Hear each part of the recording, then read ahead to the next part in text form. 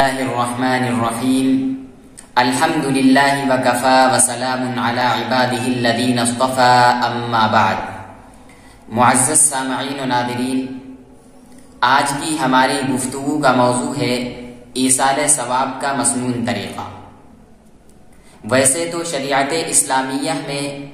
ایصال ثواب کا کوئی خاص طریقہ منقول نہیں ہے،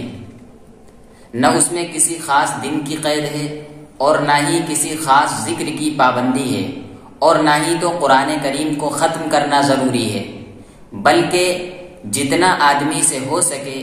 نفلی عبادات کر کے اس کا ثواب میت کو پہنچایا جا سکتا ہے۔ ایصال ثواب کے لیے دن متعین کرنا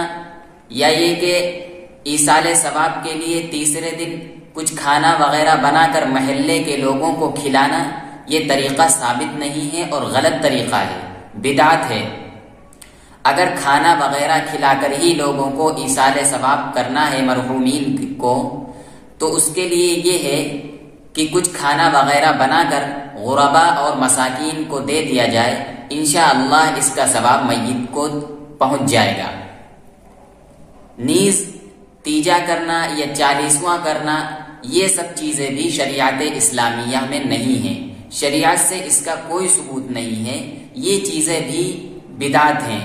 اس لیے کہ صحابہ کرام رضوان اللہ تعالی علیہم اجمعین، فقہائے کرام اور تابعین نے کسی نے بھی اس طریقے کو نہیں کیا، اور کسی ایک سے بھی یہ طریقہ ثابت اور منقول نہیں ہے۔ اس لیے بہتر یہ ہے کہ جو بھی جتنا بھی آدمی سے ہو سکے نفلی عبادات کر کے، مثلا قرآن کریم پڑھ کر یا روزہ رکھ کر یا صدقہ وغیرہ کر کے صدقہ دے دیا جائے،